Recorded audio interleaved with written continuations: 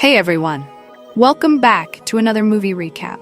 Today we're diving into a fascinating and mysterious story called The Invisibles.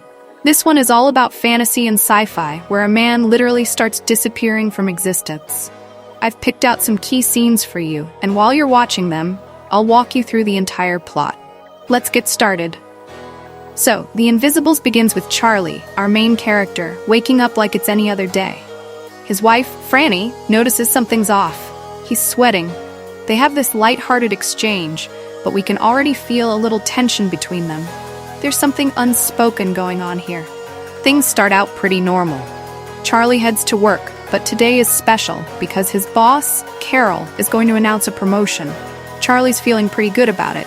He's been working hard, and it seems like his time has finally come. But things take a surprising turn. Instead of promoting Charlie, Carol gives the job to Blaine, a guy who's only been with the company for 6 months. Ouch. Charlie's devastated, but he tries to brush it off, saying, "It's all good." You can tell, though, it's not really all good. That night, Charlie and Franny have dinner together, but there's a cloud hanging over them. They talk about their past, reminiscing about a trip to Mexico where they had a carefree time. You get the sense that their relationship isn't what it used to be, and they're trying to reconnect, but something's missing. Franny brings up their therapy session, and Charlie promises he'll go, but you can tell his heart's not in it. And then, things get weird. Charlie starts to disappear, literally. He feels sick, tells Franny he's not feeling well, and locks himself in a room. When Franny tries to check on him, she notices he's acting strange, but she doesn't know the half of it. Charlie is slipping away, fading from the world, but not in the way you'd expect. The next day, things get even stranger.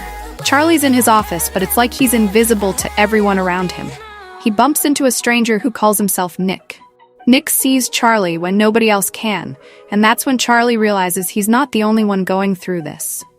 Nick is part of this whole new world, a world filled with people who, like Charlie, have disappeared from existence.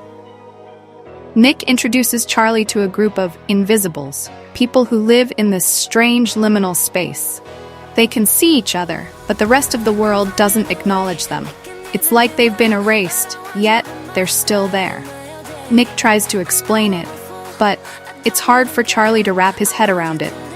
They go for coffee, which Charlie can barely taste, and Nick explains that once you become an invisible, the physical world starts to feel distant. Like you're fading not just from sight, but from sensation too. Charlie meets Carl, who seems to be the leader of this invisible crew. Carl is a laid-back surfer type, always cool and collected. He tells Charlie that this place is a sanctuary of sorts, a place where people who were once forgotten can find peace.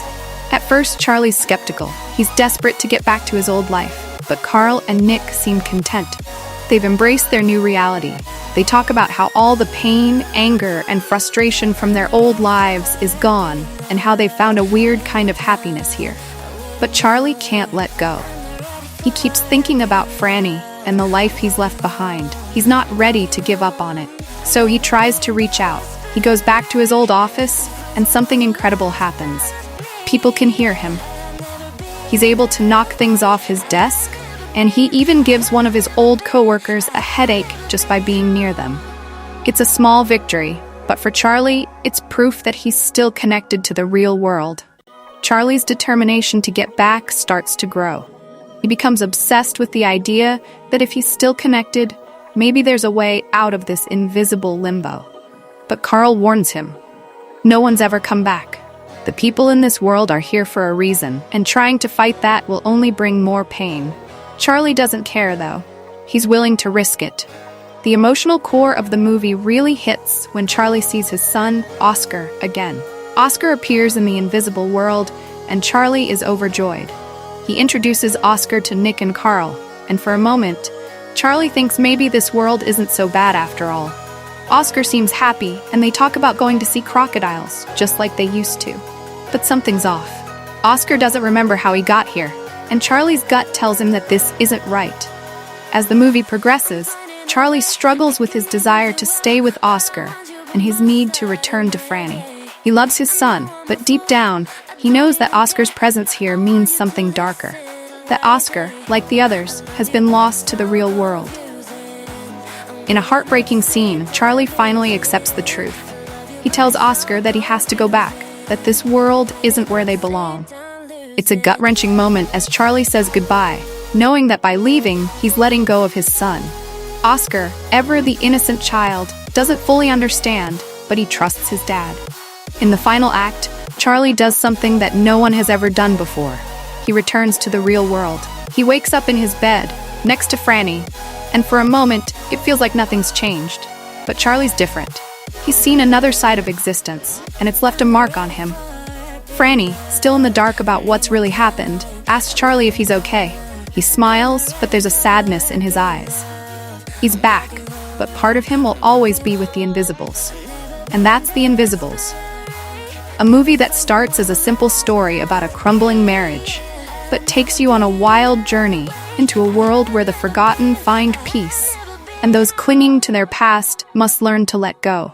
It's a film that makes you think about what it means to be seen, to be remembered, and what we're willing to do to hold on to the ones we love. Thanks for sticking with me through this recap. If you enjoyed it, make sure to hit that like button and subscribe for more deep dives into movies like this. And remember, sometimes the most powerful stories are the ones that remind us of what we can't see. See you next time.